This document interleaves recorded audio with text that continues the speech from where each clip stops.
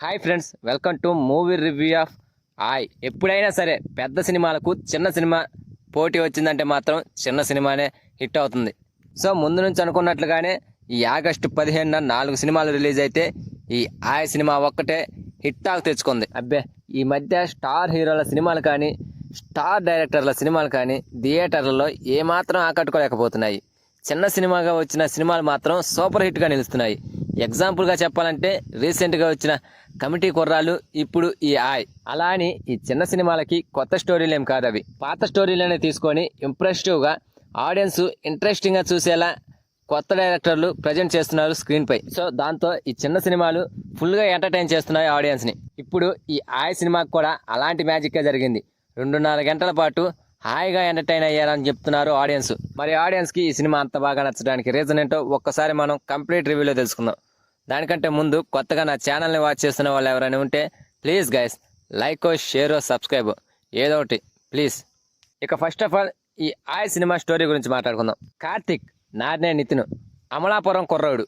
హైదరాబాద్లో సాఫ్ట్వేర్ ఉద్యోగం చేసే అతను కరోనా సమయంలో ఇంటి నుంచే జాబ్ చేస్తామని ఇంటికి వస్తాడు. అక్కడ ఓ పక్క జాబ్ చేస్తూనే వాళ్ళ చిన్ననాటి స్నేహితులైన హరి అండ్ సుబ్బులతో సరదాగా గడిపేస్తుంటాడు. కొన్ని రోజుల తర్వాత కార్తీక్ కాలేజీ స్టూడెంట్ అయిన పల్లవి అంటే హీరోయిన్ నయన్ సారికతో ప్రేమలో పడతాడు. పల్లవి కూడా కార్తీక్తో ప్రేమలో పడుతుంది.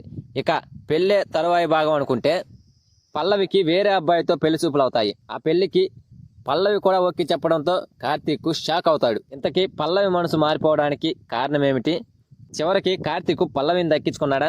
పల్లవిని దక్కించుకోవడానికి కార్తీక్ ఏం చేశాడు అనేది ఈ సినిమా స్టోరీ. వన్ లైనర్ పంచులతో ఆడియన్స్ని నవ్విస్తూ సినిమా మొత్తం సరదాగా అనిపిస్తుంది. ఈ సినిమా కూడా జాతి రత్నాలు మ్యాడ్ ఆ సినిమా లాగా ఉన్నప్పటికీ ఈ సినిమాకి ప్లస్ అయింది మాత్రం గోదావరి బ్యాక్డ్రాప్లో ఓ పల్లెటూరులో నడిచే కథ కావడం. 2 గంటల 20 నిమిషాల నిడుగుతో ఉన్న ఈ సినిమా అస్సలు బోర్ అనేది లేకుండా 95% సినిమాలో నవ్వులు పోయిస్తూ క్లైమాక్స్ లో మంచి ఎమోషనల్ టచ్ ఇచ్చి ఒక ఫీల్ తో థియేటర్ నుంచి బయటకు పంపిస్తుంది ఈ సినిమా. గోదావరి భాషపై డైరెక్టర్ కి మంచి పట్టున్నట్టుంది. ఈ సినిమాలో క్యారెక్టర్స్ చాలా సహజంగా అనిపిస్తాయి. వాళ్ళు మాట్లాడే మాటలు కూడా చాలా చమత్కారంగా అనిపిస్తాయి ఈ సినిమాలో. ఇదే ఈ సినిమాకి సగం బలం అయింది. 3 కుర్రాళ్ళ అల్లరి మధ్యలో ఓ అమ్మాయితో ప్రేమ, ఈ ప్రేమలో ఓ సమస్య, దానికి పరిష్కారం, ఇలా సింపుల్ లైన్లో ఈ సినిమా నడుస్తుంది. కులం అనే కాన్సెప్ట్ కూడా ఈ సినిమాలో ఉంది, కానీ దాన్ని చాలా సీరియస్గా డీల్ చేయకుండా కులాన్ని కూడా మంచి ఎంటర్టైనింగ్గా క్లాస్గా ఆడియన్స్కి అర్థమయ్యేలా కథాంశాన్ని నడిపించాడు డైరెక్టర్. అయితే ఈ కులం కాన్సెప్ట్ను డైరెక్టర్ డీల్ చేసిన విధానం మాత్రం చాలా కొత్తగా అనిపిస్తుంది. సో ఫైనల్గా చెప్పేది ఏంటంటే ఈ సినిమా స్టోరీ కొత్తదేమీ కాదు, అలా అని గొప్పది కాదు. ఈ వీకెండ్ సరదాగా నవ్వుకొని కాలక్షేపం చేయడానికి ఫ్యామిలీ ఆడియన్స్ తో కలిసి ఈ సినిమాని హ్యాపీగా ఎంజాయ్ చేయవచ్చు. ఫ్రెండ్స్ తో కలిసి వెళ్తే మరీ హ్యాపీ. ఇక నటీనటుల పర్ఫార్మెన్స్ విషయానికి వస్తే 3 కుర్రాళ్ళు ఇరగదీసేశారు. హీరోయిన్ కూడా బాగా చేసింది. సో ఈ సినిమాకి నా రేటింగ్ వచ్చేసి 3.5 అవుట్ ఆఫ్ 5.